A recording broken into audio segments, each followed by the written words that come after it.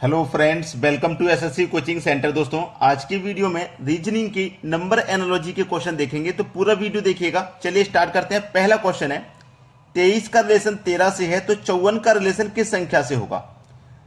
देखिए, सीधा सीधा सा सवाल है कि अगर हम 23 से 13 बनाते हैं तो अगर हमको 23 में से हमने 10 माइनस कर दिया तो 13 बन जाएगा।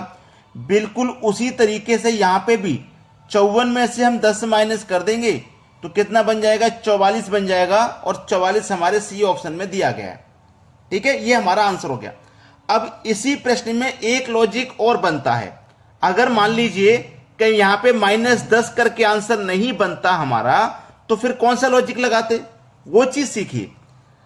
23 से 13 बनाना है, 23 से 13 बनाना था, तो हम क्या करेंगे, ये जो हमारे पास पहली संख्या है ना 2, इसमें से 1 माइनस करेंगे तो कितना बचा भाई, 1 माइनस करा हमने 2 में से, पहली संख्या में से 1 माइनस करा तो 1 बचा। और बाद वाली जो संख्या थी इसको एज इट इज लिख देना है, तो 13 बन गया ना 13। बिल्कुल ऐसे ही यहां पे बनाओ रिलेशन, 54 से रिलेशन बनाना है, क्या बनेगा हमको नहीं मालूम। जैसे हमने पहली संख्या में से 1 घटाया, यहां भी पहली संख्या में से 1 घटाएंगे, 5 में से 1 घटाएंगे, कितना बचेगा 4। जैसे हमने दूसरी वाली संख्या को एज इट इज लिखा, ऐसे यहां पे भी हम दूसरी वाली संख्या को एज इट इज लिख देंगे, 44। आंसर आ गया 44। बात समझ में आ गई।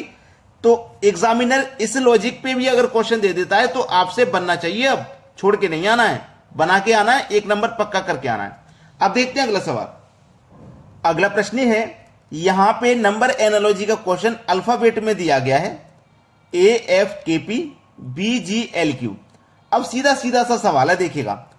पहली संख्या का रिलेशन आप पहली संख्या से बनाइए तो A के बाद में B आता है, A के बाद में B आता है, A के नेक्स्ट संख्या B होती है। अब दूसरी संख्या के बाद में दूसरी संख्या से रिलेशन बनाइए, F का नेक्स्ट क्या होता है, EFG, F के बाद में G आता है ना, नेक्स्ट दिया गया। ऐसे ही K का नेक्स्ट L होता है और P का नेक्स्ट Q होता है, अगली संख्या। तो यहां पे भी हमें नेक्स्ट संख्या बनानी है।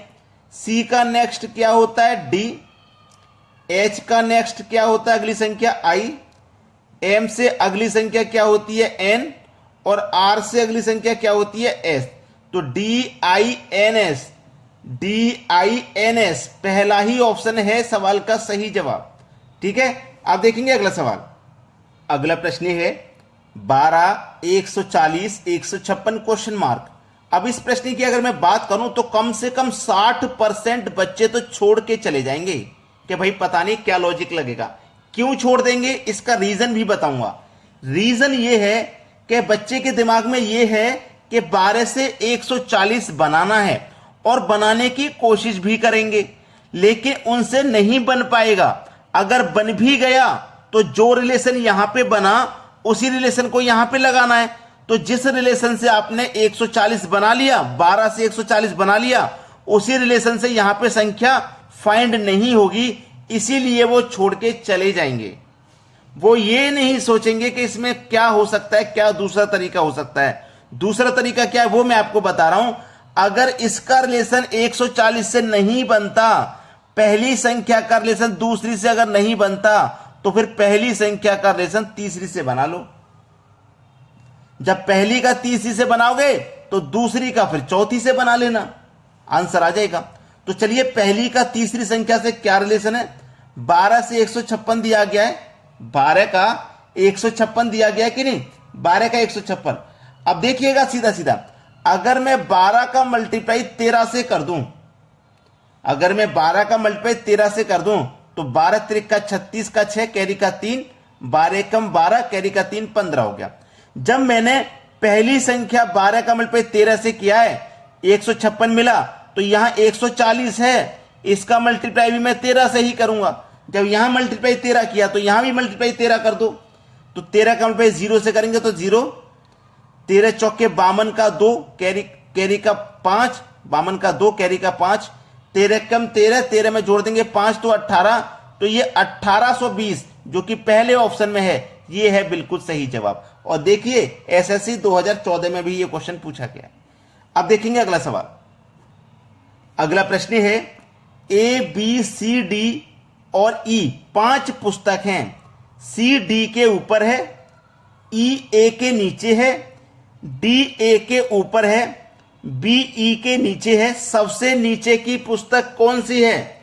इसको करने के मैं आपको दो तरीके बता सकता हूं, लेकिन जो फास्ट मेथड है, फास्ट, उसको बताता हूं। सबसे पहले सबसे नीचे का पूछे या सबसे ऊपर का पूछे, बहुत फास्ट काम करता है। ठीक है, सबसे नीचे का पूछा है ना, नीचे की पुस्तक सबसे नीचे की, तो देखिएगा सी डी के ऊपर है, जो सी है वो डी के ऊपर है, तो सी तो ऊपर हो गया, सबसे नीचे नहीं हो सकता, तो सी हमारा आंसर नहीं होगा। ठीक है, ई ए के नीचे है, ये जो ई है ना ये ए के नीचे है, तो इसका मतलब ए ऊपर हो जाएगा, तो ए भी हमारा आंसर नहीं हो सकता। डी ए के ऊपर है, ये जो डी है ना ये ए के ऊपर है, जब ऊपर हो गया तो ये भी आंसर नहीं हो सकता, डी ऑप्शन में भी नहीं है। बी ई के नीचे है, ये जो बी है ना ये ई के नीचे है, इसका मतलब ई ऊपर हो जाएगा, जब ई ऊपर हो जाएगा तो ये भी हमारा आंसर नहीं हो सकता, तो बच्चा कौन? बी। ये सही जवाब हो गया कि नहीं हो गया? सही है। और दूसरा तरीका ये है कि इनको क्रम वाइज लिख लो, जैसे ए बी सी डी 5 पुस्तक है, सी डी के ऊपर है, समझ रहे हो ना, जो सी है वो डी के ऊपर है तो मैं डी के ऊपर लिख लिया। ई ए के नीचे है, डी ए के ऊपर है, जो डी है ये ए के ऊपर है तो मैंने डी को ए के ऊपर लिख लिया, और जो ई है वो ए के नीचे है, तो ए के नीचे है ई, तो मैंने ए के नीचे ई लिख लिया, और जो बी है वो ई के नीचे है, तो बी जो है वो ई के नीचे है, तो मैंने ई के नीचे लिख लिया। अब देख लो पांचों में सबसे नीचे कौन है? बी ही तो है।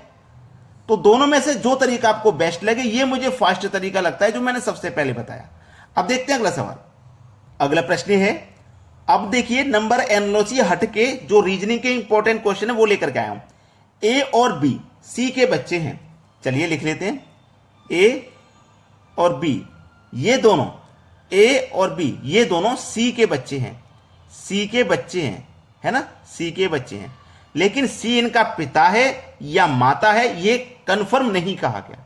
ठीक है, लेकिन ये दोनों ए और बी ये दोनों सी के बच्चे हैं, ये दोनों बच्चे हैं, इतना कहा गया। सी ए का पिता है, ये जो सी है ना इस ए का पिता है, तो ये कंफर्म हो गया, ये पुरुष है यानी कि प्लस। ए का कौन है? पिता, ए का पिता है। ठीक है, सी ए का पिता है, लेकिन बी सी का पुत्र नहीं है। ये जो बी है ये सी का पुत्र नहीं है भैया। जब इसी के दोनों बच्चे हैं, इसी के ये दोनों बच्चे हैं, अब ये पुत्र नहीं है तो कौन होगा भैया? तुरंत दिमाग में क्लिक हो जाना चाहिए, पुत्र नहीं है तो पुत्री होगा, है कि नहीं? जब पुत्र नहीं है तो पुत्री होगा जब इसी का बच्चा है तो बी और सी का क्या संबंध है? इस बी और इस सी का क्या संबंध है? पुत्री एवं पिता होगा भाई, ये पुत्री हो गई, ये इसका पिता होगा, पुत्री एवं पिता, बी ऑप्शन सही जवाब है। चलिए अब देखते हैं अगला सवाल। अगला प्रश्न है, मिसिंग नंबर का सबसे इंपॉर्टेंट क्वेश्चन ये रहा। मिसिंग नंबर यहां पे क्या आएगा वो बताना है। जब बीच में मिसिंग नंबर दिया गया है तो मैं ये सोचूंगा कि ये बीच में 12 कैसे आया, ये बीच में 9 कैसे आया। तो बीच में 9 बनाने के लिए इस 19 और इस 17 का हमें कुछ ना कुछ करना पड़ेगा। अगर मैं इन दोनों को जोड़ दूं, 19 और 17 को जोड़ूंगा तो 36 मिल जाएगा, और 36 में अगर मैं 4 से डिवाइड कर दूं तो 9 बार में कट जाएगा। देखो मुझे 9 इस तरीके से मिला। सेम लॉजिक आगे लगाऊंगा, दोनों को जोड़ दूं 48 हो जाएगा। यहां 4 से डिवाइड दिया तो यहां भी 4 से देंगे, 4 एक कम 4, 4 दूनी 1 8, देखो 12 मिल गया। सेम लॉजिक को आगे बढ़ाइए, अगर मैं 13 और 31 को जोड़ूंगा तो 44 हो जाएगा। यहां 4 से डिवाइड किया तो यहां भी 4 से कर दो, 11 बार में डिवाइड हो जाएगा, यहां पे आपका 11 आ जाएगा। बी ऑप्शन बिल्कुल सही जवाब है। अब देखते हैं अगला सवाल। अगला प्रश्न है, मिसिंग नंबर का एक और क्वेश्चन है, और क्वेश्चन मार्क देखिए ये रहा। अब मैं इस प्रश्न में देखूंगा, मैं नीचे की तरफ ऐसे चलता हूं तो बड़ी संख्या 37, ऐसे चलूंगा तो बड़ी संख्या 23। तो इस प्रश्न का 90% हमें तरीका मालूम हो जाता है कि प्रश्न को किधर सॉल्व करना है अगर बड़ी संख्या दी जाए तो बड़ी संख्या नीचे है, इसका मतलब प्रश्न को हम नीचे की तरफ सॉल्व करेंगे ऐसे। तो चलिए 6 7 5 से मुझे 37 बनाना है। तो सिंपल सा तरीका है, अगर आप इस 6 और इस 7 का मल्टीप्लाई कर दें तो 6 7 42 हो जाएगा, है ना। और इस 5 को माइनस कर दें तीसरी संख्या को, तो 42 में से 5 को माइनस कर देंगे, देखो 37 हो जाएगा। इन दोनों के मल्टीप्लाई में से इस संख्या को माइनस कर दो, ये संख्या मिलेगी। आगे भी सेम मैं वही लॉजिक लगाऊंगा, इन दोनों का मल्टीप्लाई करूंगा, 5 छक्के 30। जो तीसरी संख्या है इसको माइनस कर देंगे 7 को, तो 30 में से 7 जाएगा, कितना आ जाएगा 23। देखो 23 ही दिया गया। आगे सेम यही लॉजिक लगेगा, 4 पंजे 20, माइनस कर देंगे इस तीसरी संख्या को, तो 20 में से 6 जाएगा, कितना आ जाएगा भैया 14। ये आपके सवाल का बिल्कुल सही जवाब हो जाएगा, पहला ऑप्शन। तो जितने भी बच्चे वीडियो देख रहे हैं सभी से एक रिक्वेस्ट है कि लाइक का बटन दबा दें और आपके दोस्त जो तैयारी कर रहे हैं उनके पास तक वीडियो को जरूर शेयर कर दें। ठीक है, तो आज के वीडियो में इतना ही। वीडियो देखने के लिए बहुत बहुत धन्यवाद।